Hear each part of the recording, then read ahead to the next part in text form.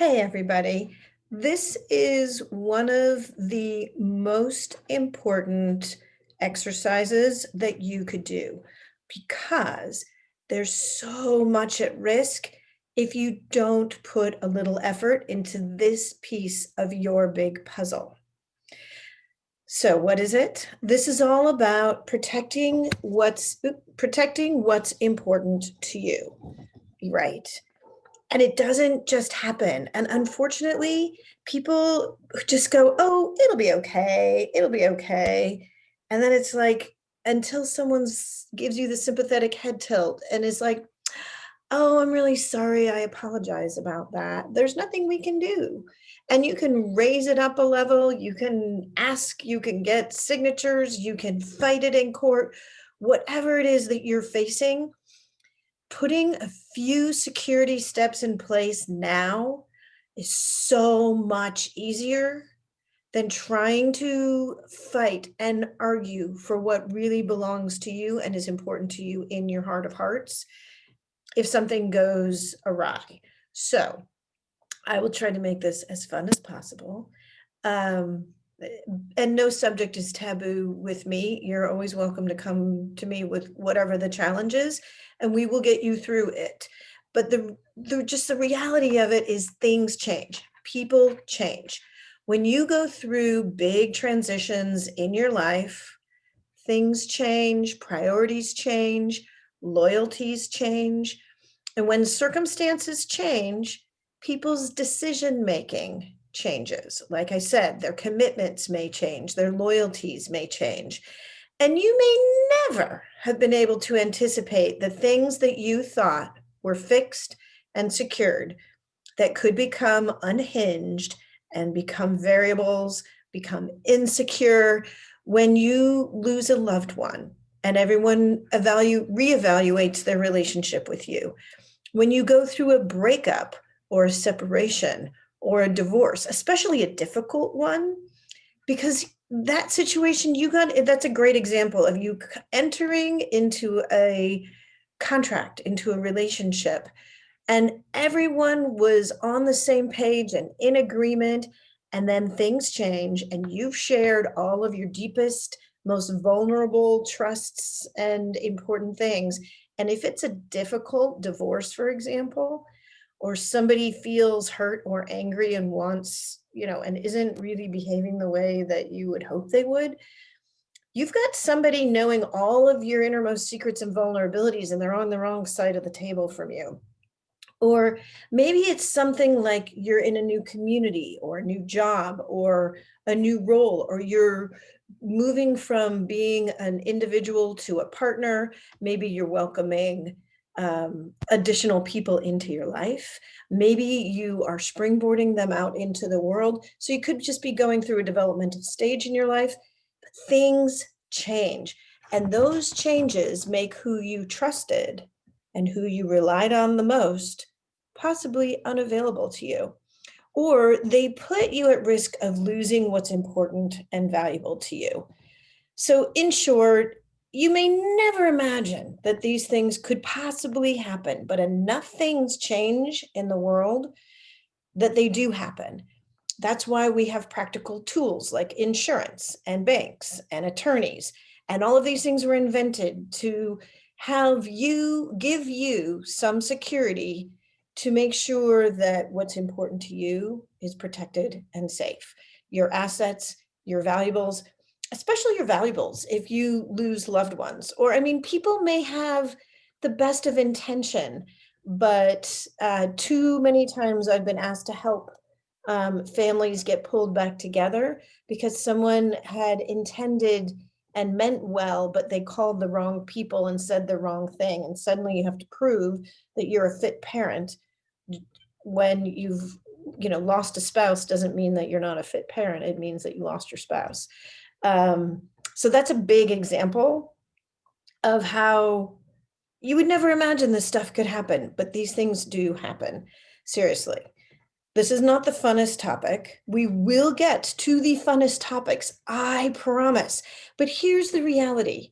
When you have this stabilization of these more challenging tasks in place, it is a lot easier to enjoy the fun stuff with confidence, knowing you've taken care of the practical realities. So I am here to talk to you, like I said, about any topic. I am not a legal professional. I'm not a medical professional. You should seek the advice of more advanced professionals when those situations arise. I do have some simple steps to address the important things that people who truly care about you will bring up, even though the subject may be a difficult one to approach. I have shed a million tears so that you don't have to. And I have helped pull pieces together for other people so that they don't have to feel that kind of pain. So with that, let's get on with the practical and compassionate side of protecting the things that are most important to you. And in the process, I think I put some fun, happy Karen, Sharon little pictures of baby animals, just to make sure that one, you're paying attention, and they're totally unrelated. You can come up with a way that they are related. But the reality is I just want to keep you engaged, and I want to keep it a little bit light and a little bit fun while we're talking about a really serious topic, which is protecting what is valuable to you. So at this point, I've helped you to decide to move forward, and we'll talk a little bit about how to make good decisions. So decision making, which is the very base of the pyramid.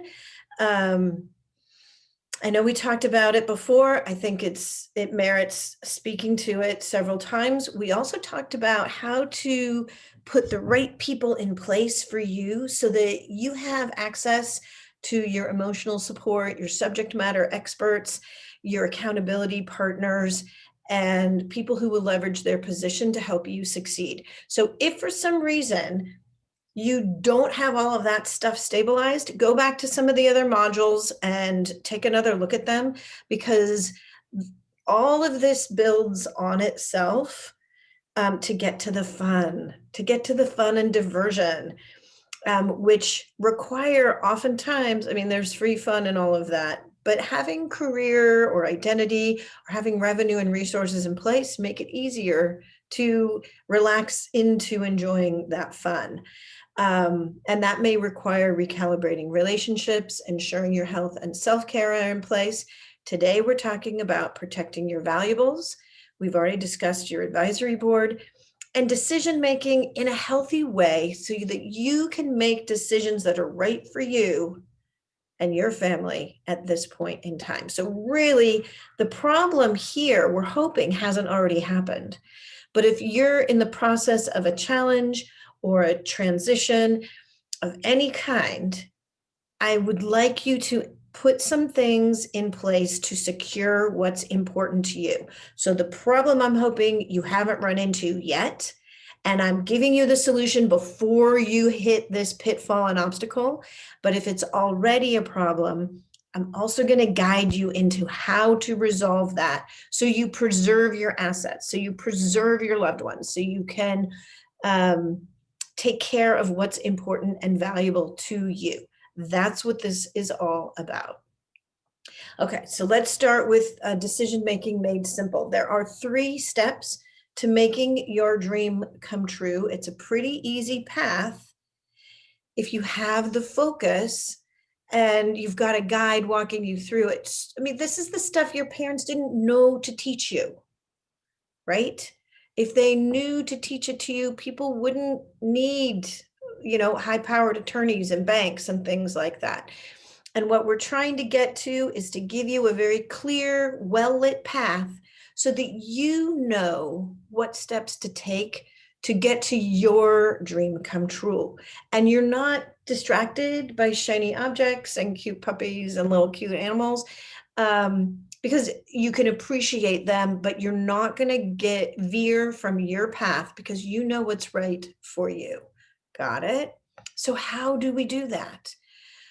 First of all, in the life worth living process, it's be your authentic self, because trying to be something you're not takes so much effort. and it is exhausting. So leaning into who you really are is really the first step. And once you have a clear idea of who you are, and then you can create a vision of who you would like to step into. And again, in previous modules, we've done exercises to that effect, like the one where it's a piece of paper and there's circles on the paper, and you can identify roles you've had in your life on the outside of the circle. On the inside of the circle, identify roles and hats you wear and parts you play. I'm a daughter, a sister, a mother. I was a partner. I was a fiance. I was a wife. I'm a widow. I've been a girlfriend. I've been a teacher. I've been a student. I've been an employee. I've been an employer. So put all of these titles in there. Because when you get all of those, you can kind of see some of the amazing things you've done. And then in the circle within that, put in the titles and the roles of who you wish to step into becoming. So this part of the process is really determining how to create a vision that is in line with your authentic self. Where you're at right now is that you are the master of your past. You could probably regale us with the most amazing stories of life experiences that you have had. And you're creating the future. So you're at this intersection right now between your past and your future. And of course, that rolls through time. So how do you create a vision? So you can pause this at any point. I could walk you through a guided meditation where you take a moment and just be still in yourself and take some deep breaths. And in your mind's eye, take yourself to a place that is one of your favorite places in the world that you've ever been to, or in your imagination that you'd like to be. And while you are there, take note of the textures, the colors, is there a lot of man-made things? Are there natural things there? And while you're in the most amazing place that you could possibly imagine in your mind's eye,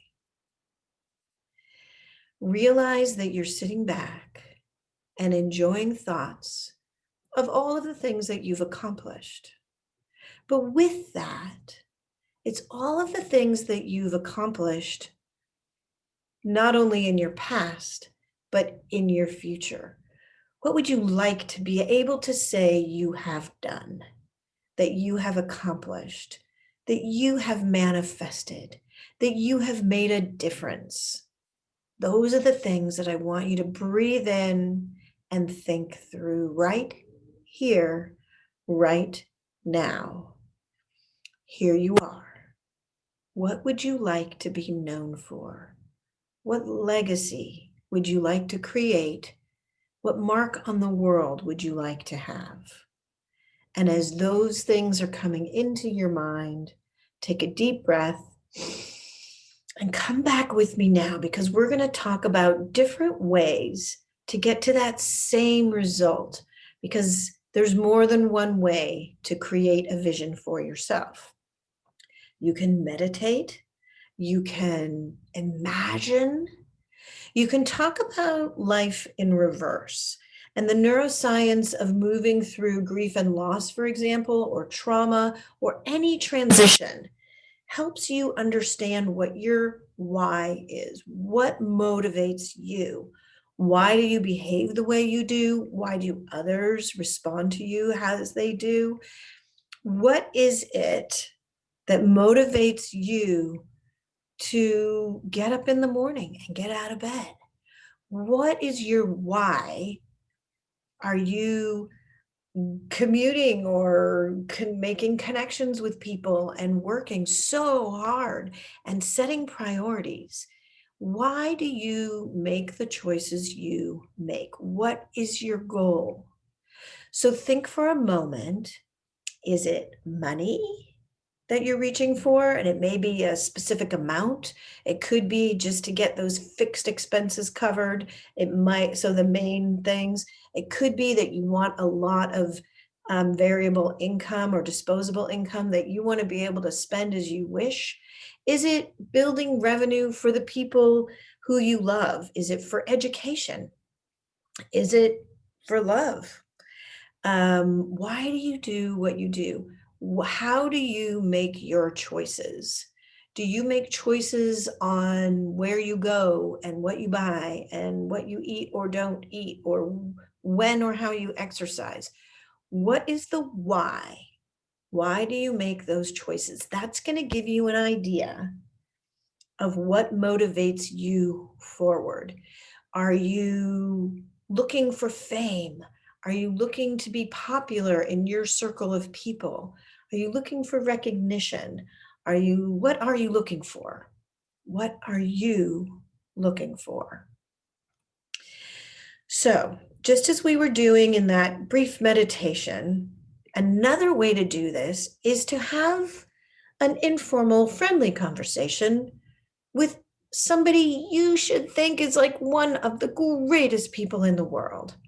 And this is connecting with your 100-year-old self, or maybe your 200-year-old self, depending on how things go in the future. So let's say you're having a chat and maybe a cup of tea with your 100-year-old self. What would that 100-year-old version of you say to you right now, where you're at in the intersection between your past and your future? Would this person recognize you for all of the work that you've done, for the accomplishments you've achieved? Would this 100-year-old version of your own self acknowledge the challenges you have overcome and say, wow, that was fun, or we should have done more of whatever it was? So when you talk with yourself in this way, you can take your own advice and you can envision your future you yourself. So that way, do you get where I'm going with this? It's like you're holding your own hand and bringing yourself forward on the path that you would like to create for yourself. This is creating your own legacy.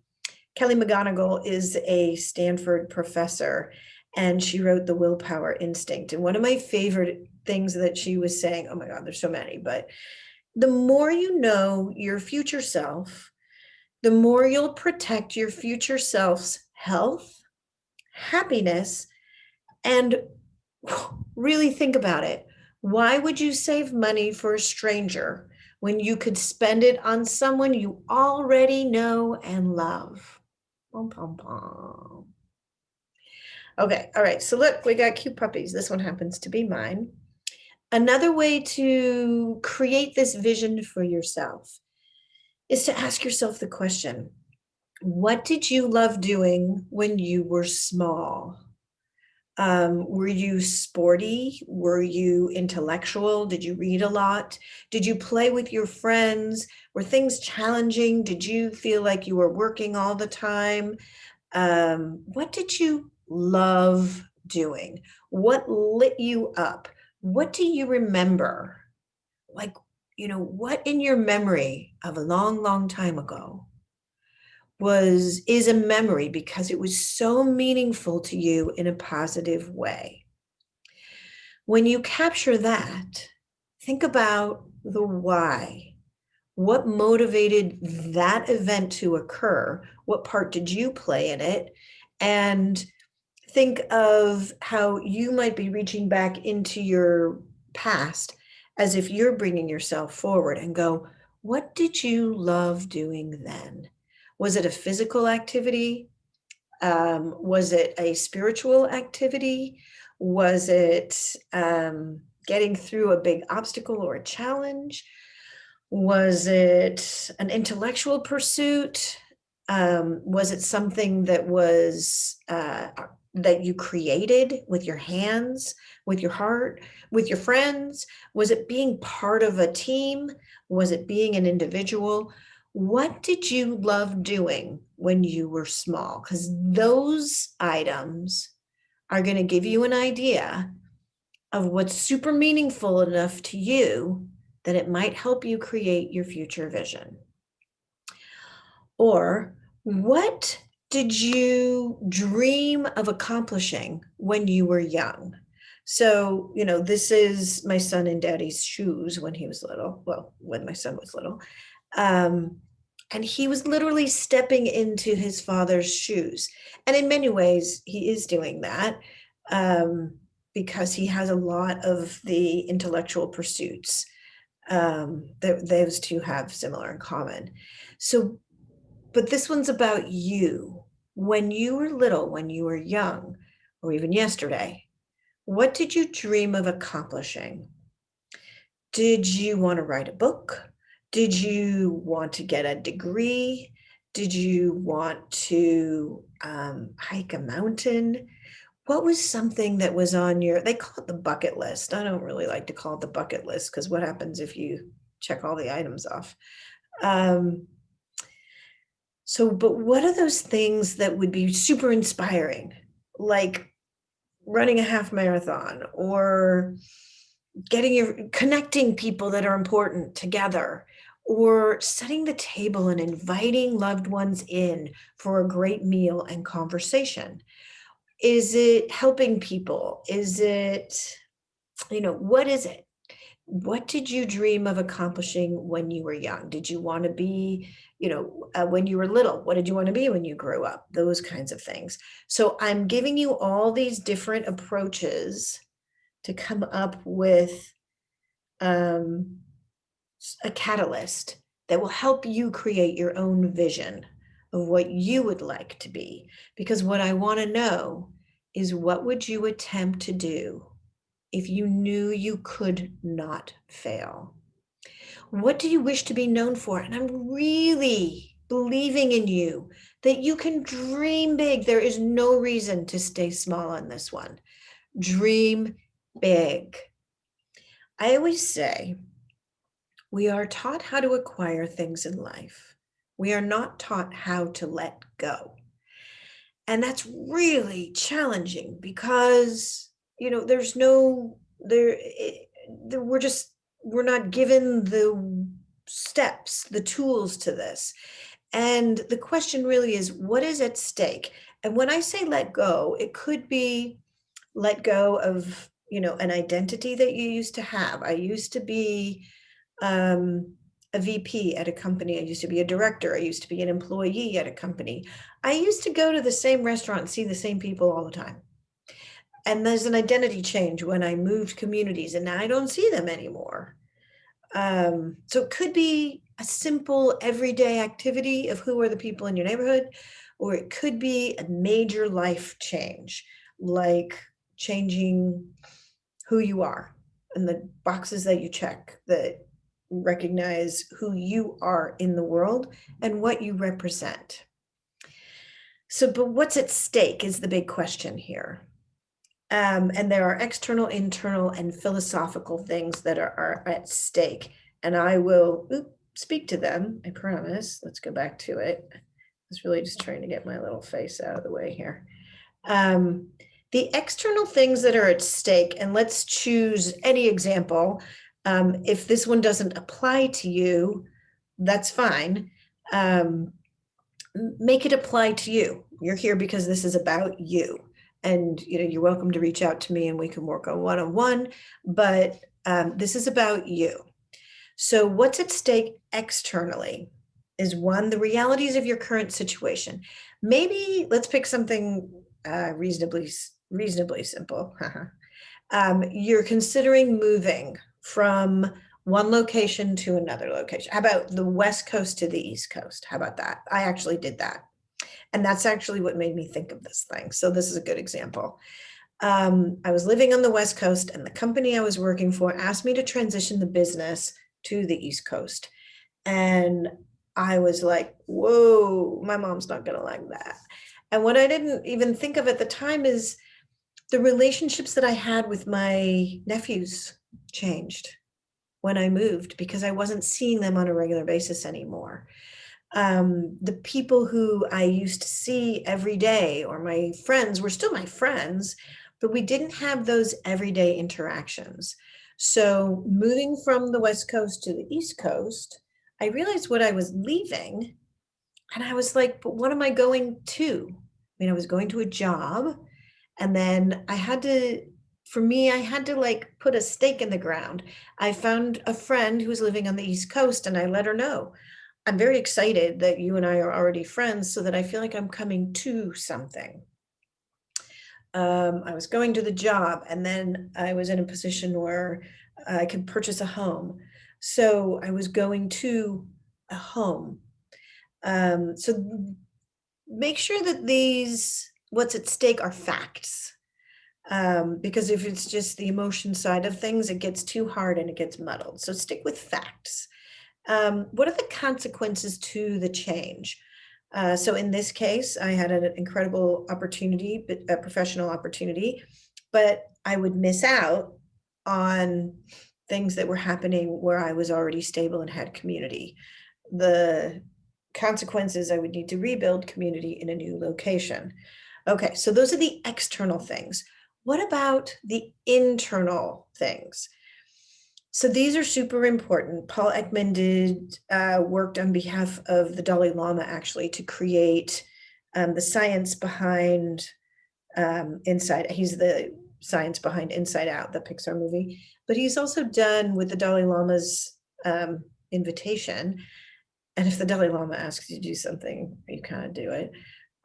It's called the Atlas of Emotions.org. And you can totally go to that.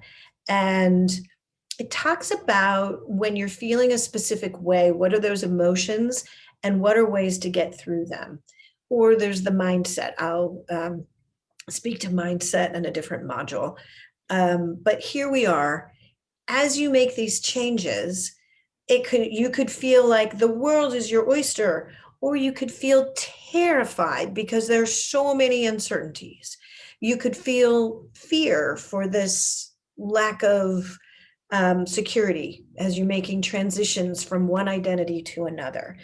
You could feel sadness for the things that you've left behind. You could feel anger because people don't behave the way you thought they would or just didn't go the way you planned. You could feel joy because there's so much to be grateful for, and there's so many opportunities in the world for you to experience through your senses and through relating with other people. And disgust is actually a really important emotion that people are like, I don't like that one, I don't want that one. But in fact, disgust is one that tells you what is repellent, what not to eat, for example. If something tastes disgusting, it's probably a cue that it could be poison apple. Don't eat it. So need to listen to all of your emotions because they are an indicator of letting you know what's safe and what to go forward to or what to be cautious of. What's at stake philosophically? This is your sense of self.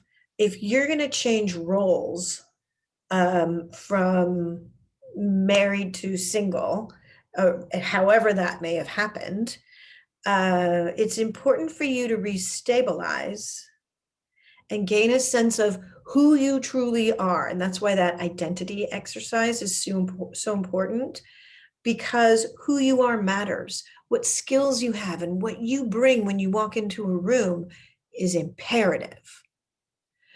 And the other thing that you bring with you everywhere you go are your values and beliefs. These are literally your superpowers. And we've talked about those before. I'm going to touch upon them again in this conversation. So once you've created a vision, and here's the trick, it can be the wrong vision. It's okay. I'm not going to hold you to this so tightly, but create some target so that you have something to move toward. And now we're going to talk about aligning your authentic self with that so that you can create a strategy to reach your target vision. This is plotting your clear path. And your superpowers are your core values. And we did this exercise before. You can reach back to it if you want, or I'll speak to it briefly here. I don't expect you to actually read the things that are on this screen. But if competence, capable, and qualified are one of your top 5 values, that talks about your ability to accomplish something. If family and creating and maintaining a loving family, and I call family not only related by blood, but related by love, the people you choose to invite in to have close to you in that inner circle of trust. If family is important to you, it's literally a superpower because it's a skill and a value that you bring to every single moment of your existence. If gratitude is one of your superpowers, expressing a feeling, appreciation of someone or something, wow, what a gift to share with the world. If leadership is your core value, taking the lead, active leading to show the way, that's an incredible superpower. And those are the kinds of things that you bring with you every moment of your existence to every situation, that energy, that vigor, that whatever involvement, inner harmony, joy, merit, nature, order, or even privacy or love, the patience that you bring are literally your superpowers. So we've created a vision, and realizing that we want to stay in authenticity, you're going to make sure that the decisions you make are in alignment with your core values. Now, do you see why we've got that exercise in place? And now it's really about how do you implement the steps to go from the problem of not having a vision to creating a vision, so that, and the steps to create your dream come true. All right, and in this step, there's cute little panda bears. What we're going to talk about are really, really vitally important practical things. So you should have a list of all of this stuff. You can pause the video if you need to. I want to make sure that you've put the legal things in place, like completing a will. Do you have a medical power of attorney and a backup person? Do you have your advance directives in place? And there should be a copy at your regular healthcare facility, and you should have a copy available where people know where to access it in the event that one needs it. And to let you know what that is, if you don't, and you can look this stuff up online, or you can get an attorney to help you. So it can be free. But the advance directives are the indicators of what's important for you in the event that you're not in a position to make decisions for yourself. And in these forms, you want to put additional information and notices to your doctor. Discuss your wishes in your will, in your living will, but also have the conversations with your family and friends so they know what your hopes are in the event that you're not in a position to care for yourself. And then discuss or write down the type of funeral or memorial service you desire, and any instructions about burial or cremation. So, wow, did I mention this wasn't necessarily going to be the funnest highlight of topics? But what a great gift to have that already taken care of for the people you leave behind. And I've helped people through this when there wasn't this level of care taken. And, if they're grieving your loss, give them the gift of letting that be the hardest decision, that an emotion that they have. Take care of the rest of the stuff if you're in even the slightest position to take care of any of it. I've considered where and how I would like to be cared for if I were terminally ill, and discuss these with those closest to me. Again, you don't really think about this in the happy hour, but if you bring it up, it shows that this relationship is not superficial. It shows that they are deep and meaningful people to you. I traditionally go once a year and I talk with these people and just say, are you still good with that? Because I'm relying on you in the event that I'm not capable of taking care of something. I trust that you can. And if you can't do it this year, that's fine. Just let me know and I will make other arrangements. So I check in with these people every single year. And I've set up people who would take care of my kids, my dog, finances, me, if I couldn't. Um, and so I really do. Every year we have a touch point. I usually do it at the beginning of the year and just go, well, it's that time of year again. Are you still in a position that you could take my kids on in the event something happens to me? And then I know it's current, right? Okay, checkbox number 2. The living will is signed, notarized, and a copy is given to those listed. And there should be something that says, my copy of my living will is located here. For me, I have one. You could have it in a safe deposit box. You could have it in a fireproof box in your house. The attorney might have it. A banker might have it. It's important. It's important to get it done correctly, because if you don't have your beneficiaries designated, and those are like, if you have assets, you want to make sure that they go to the people you intend them to go to, and it's not a given. It's not obvious. So it'll take you a few hours. It'll be a kind of a pain, but it's such a big gift, because otherwise, you may be giving up all the things that you've earned for and you had intended for those you love. All right, we got a couple more of these. Life insurance is optional, but just research life insurance options and purchase the best possible plan that's appropriate for you and your family, or don't, but it's something to discuss. Research short-term disability and complete all the steps. So this is, and long-term disability. So this is if you're incapacitated for a short time and you would still have income coming in. And long-term disability is in the event that you're in a situation where you are disabled and can't pull in revenue or take care of yourself. Having this kind of insurance would make sure that someone cared for you. And note, a copy of my policy is located here, and it should be in the safe deposit box or the fireproof vault or box, or the bank, someplace, or the attorney. Somebody should know where this stuff is. And I think you get a picture of a very surprised little baby elephant. That's your reward. Okay, money.